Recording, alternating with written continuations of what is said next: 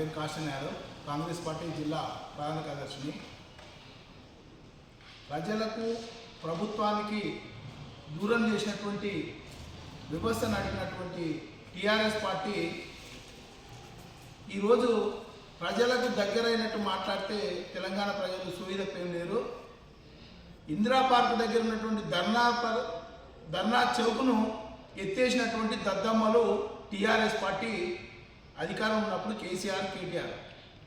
మరి అదేవిధంగా జిల్లాలలో ధర్నాలు చేస్తుంటే 30 యాక్ట్ పెట్టి ఎక్కడికెక్కడ నిర్బంధం చేసింది మీరు. అదే ఈ రోజు రేవంత్ రెడ్డి కాంగ్రెస్ ప్రభుత్వం అనుకుంటే మీరు ఇంట్లో నుంచి కాలు ఉడక బయట పెట్టలేదు. మరి ఇలా కేటీఆర్ చెప్తున్నా, నీ భార్యను బస్సు ఎక్కి బస్సు టికెట్ తీసుకుంటే మేము దేనికైనా 6 గ్యారెంటీలు అమలు చేయనట్టు మాట్లాడతాం.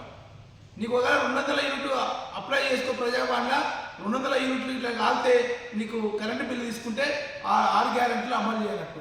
నీ భార్య ఇట్లా సిలిండర్ ప్రజావాణిలో అప్లై చేసి నీకు 500 ఇట్లా పడకపోతే నువ్వు అడుగు, మరి దానికి కాంగ్రెస్ పార్టీ బాధ్యత వహిస్తుంది. ప్రతి స్కీమ్ను కూడా ఈరోజు రుణమాఫీ అనేది ఊర్లలో మొత్తం పెద్ద మొత్తంలో 2 లక్షల లోపు ప్రతి రైతు కూడా మాఫీ చేసింది. ముఖ్యంగా భారతదేశంలోనే 1930లోనే కులగణన జరిగింది.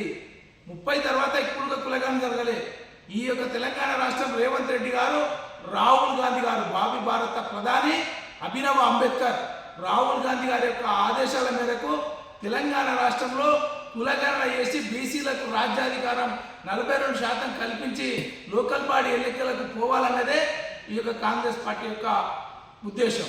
అంటే బీసీలు 42% రిజర్వేషన్ వస్తే మరి మాకు టీఆర్ఎస్కి బతుకు తెరువు ఉండదని చిన్న చిన్న సమస్యలను పెద్దగా చేసి ప్రజలను నమ్మించి మోసం చేయాలనే ఆలోచనలు కేటీఆర్ ఉన్నాడు. కాబట్టి కేటీఆర్ మాత్రం ఈరోజు తెలంగాణలో ఎవరు నమ్మరు.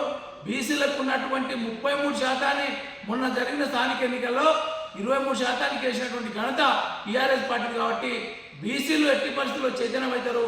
టీఆర్ఎస్ పార్టీని ఎవరు కూడా నమ్మే పరిస్థితులు లేదు. కాబట్టి టీఆర్ఎస్ ఈరోజు ఒకరొకరి మీద SC/ST యాక్ట్, రౌడీ షీటర్లు కేసులు పెట్టి ప్రజలను భయప్రాంతం చేసినటువంటి కేసీఆర్, కేటీఆర్, టీఆర్ఎస్ ప్రభుత్వం ఈరోజు దయ్యాలు వేదాలు జరిగినట్టుగా వాళ్ళ యొక్క అనుచరులు అక్కడక్కడ వాళ్ళ స్థాయి లేని వాళ్ళు విమర్శిస్తున్నారు. వాళ్ళు ఒకసారి ఆలోచన చేయాలి. నేను విమర్శించే ముందర నా స్థాయి ఏందని ఆలోచన చేసుకొని మాట్లాడాలని తెలియజేస్తున్నాను.